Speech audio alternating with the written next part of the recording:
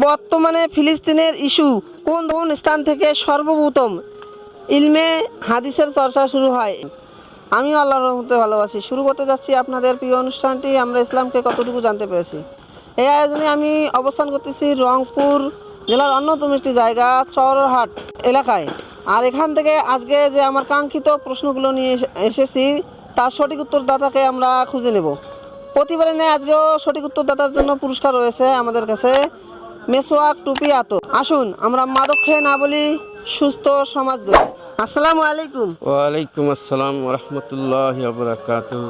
Uncle, আমরা একটি Islamic TV থেকে এসেছি ইসলামের কিছু বেসিক নলেজ নিয়ে, ইসলামের ইতিহাস থেকে, যার মাধ্যমে আমরা ইসলামকে জানবো, ইসলামকে প্রচার করব। এটাই হচ্ছে আমাদের মূল উদ্দেশ্য। আর এই কাজটি আমরা করে থাকি ছোটো ছোটো ইসলামিক প্রশ্নের মাধ্যমে। আমরা এই প্রশ্নের জন্য বিভিন্ন জায়গায় উত্তরদাতাকে পুরস্কারও দেই। এজন্য আপনাকে একটা প্রশ্ন ওঠাতে হবে এখান থেকে, বিসমিল্লাহ বলে একটা।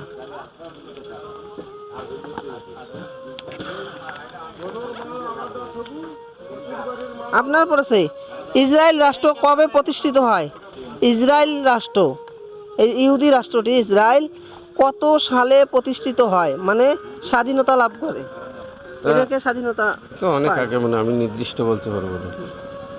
উত্তরটি হবে 14 মে 48 1948 সালে জোরপূর্বক মুসলমানদের কাছ থেকে এই রাষ্ট্রটি ভাগ করে দেওয়া হয়।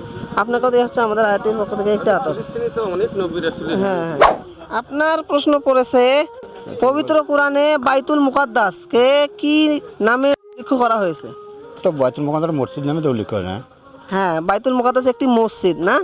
হ্যাঁ, কাছাকাছি রয়েছেন, একটু চেষ্টা করেন। বাইতুল মসজিদ তার নাম আমি বলে দিচ্ছি। হ্যাঁ, বলতে পারেন।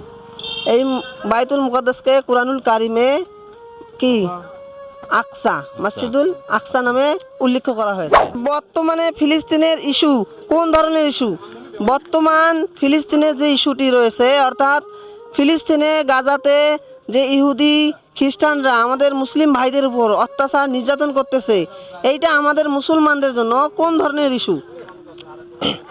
আমাদের মুসলমানের যন্ত্রে আমাদের অবৈধ লোক এই ইসলাম ধর্ম নষ্ট করার যন্ত্রে এই আওয়ামী লীগ সরকার কি জাতীয় পার্টি আওয়ামী লীগ সরকার আচ্ছা, ক্ষতি করার জন্য আমি আপনাকে প্রশ্নটা উত্তরটা বলে দিচ্ছি। হ্যাঁ, হ্যাঁ। এর উত্তরটা হবে এটা আমাদের মুসলমানদের জন্য আকিদা, ধর্মীয় এবং আকিদাগত ইস্যু। হ্যাঁ, যেহেতু আমাদের মুসলিম ভাইদের ওরা নির্যাতন কি হত্যা চালাচ্ছে, এটা আমাদের ইহুদিদের পণ্য। যেমন আমরা কি খাই, পেপসি না? পেপসি খাই, এই পেপসি আর খাওয়া যাবে না। হ্যাঁ। তারপরে লাইক বয় সাবান, এটা আমরা ব্যবহার করি, গায়ে মাখি না সাবান, এইটা ব্যবহার করা যাবে না। অর্থাৎ ইহুদিদের যত প্রোডাক্ট রয়েছে আমাদের ব্যবহার করা যাবে না, তাহলে তারা আর্থিকভাবে দুর্বল হয়ে যাবে। এতে আমাদের মুসলমানদের কি হবে? বিজয় হবে। তাই আমরা বলতে পারি যে এই ইস্যুটি, ফিলিস্তিনের যে ইস্যুটি, এটা হচ্ছে ধর্মীয় এবং আকিদাগত ইস্যু। রাসূল সাল্লাল্লাহু আলাইহি সাল্লাম কোথায় থেকে মিরাজে যায়? রাসূল সাল্লাল্লাহু আলাইহি সাল্লাম সর্বপ্রথম কোথা থেকে মিরাজে যায়? আসসালামু আলাইকুম। রাসূল সাল্লাল্লাহু আলাইহি সাল্লাম সর্বপ্রথম হ্যাঁ, কোথা থেকে মিরাজে যায়?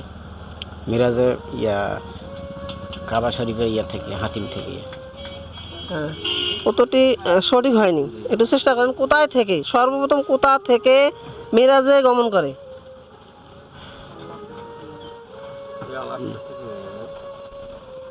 আচ্ছা, আমি উত্তরটি বলে দিচ্ছি।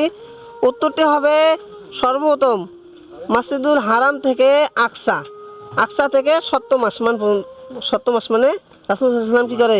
মেরাজ করে। কোন পাথরকে মাকামে ইব্রাহিম বলা হয়? ইসলামের একটি পাথর রয়েছে, তাও আবার মক্কা শরীফ, মদিনা শরীফে রয়েছে এই বর্তমানে।